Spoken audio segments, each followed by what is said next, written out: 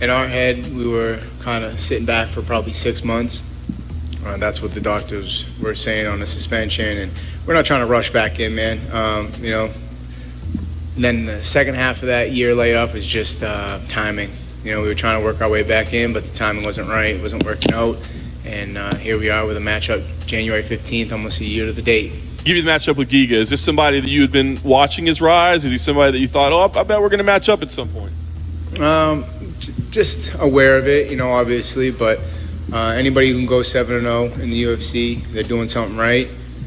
He's found a way to win. But I just feel like I'm a different caliber opponent than he's faced. And I feel like I got the tools to beat him. Is it boxing versus kickboxing? It's everything. Like I said, it's mixed martial arts, man. So however I got to get it done, I'm down. You know, in the last fight, I probably could have showed a little bit more diversity, especially when things weren't panning out too well on the feet. But, you know, sometimes just that dog ear comes out and you just get in that exchange. So who knows what the fuck's going to happen, honestly. Just about getting my hand raised.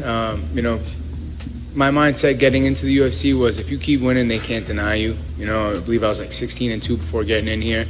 And, you know, not asking for it, working for it. And that's my mindset. So, you know, my mindset's just getting my hand raised this Saturday night, and that'll put me one step closer to the ultimate goal, which is getting that title around my waist.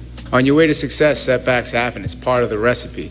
You know, but like I say, man, when I fall forward. And I fall into another main event, you know. So I don't like to really reference it that most, but I mean, Ortega coming off his loss with Max, bounced back off a big W, he fought for the title, you know. In MMA, this happens. This is in boxing, and you know, shit happens. You get back on the horse. Only way to get over something like this is to go out and get your hand raised, get a W. You know, it's like I was using getting over a girl. You know, find another, go get your hand raised, man. It's the only way you get over it. You know, go out and get another rep. I would say we share octagon, a training mat, but not like we are a long time training partner. No, we didn't train that much, you know. So I don't think he was enough to like be able to say, oh, we know this, we know that, you know.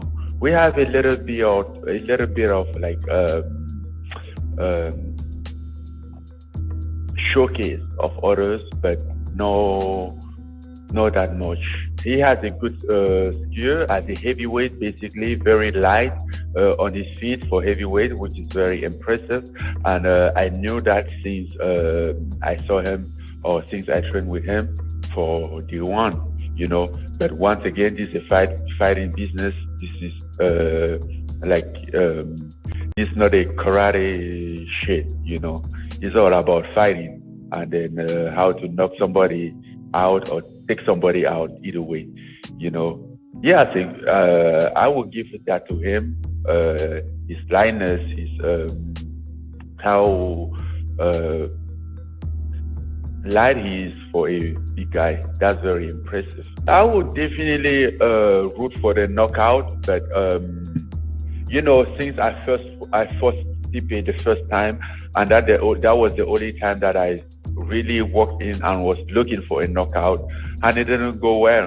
And then I went back, started to do my thing as I used to do, as usually, and then the knockout came back, you know. So technically, it seems like I'm just made for knockout, even without searching the knockout. The knockout doesn't come when I search it, so I will not be searching the knockout, but I don't see how we will end this fight without me knocking him out, maybe under 2 rounds, you know.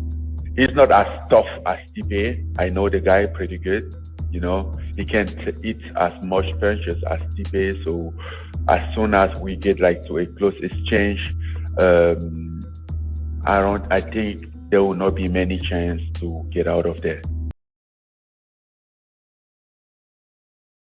You couldn't write a better storyline than this one. You got, you know, they used to train together. They came out of the same camp, split up, don't like each other now.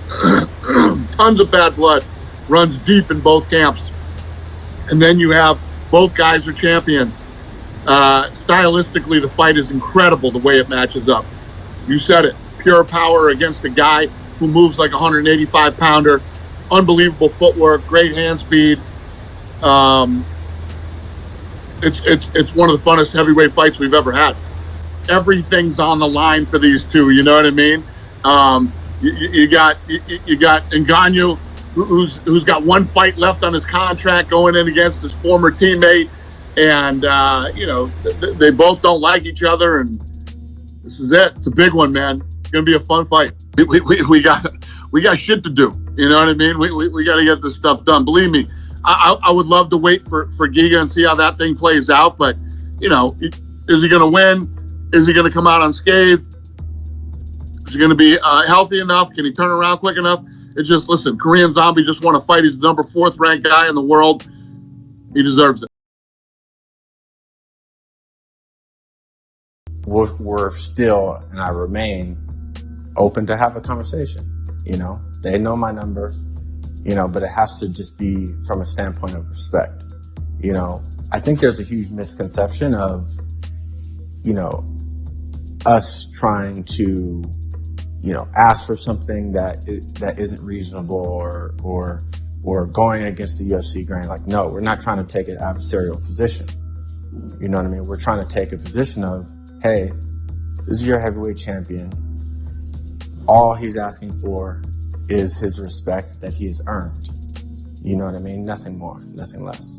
From the representation side, right, it's more than just that goes into a contract.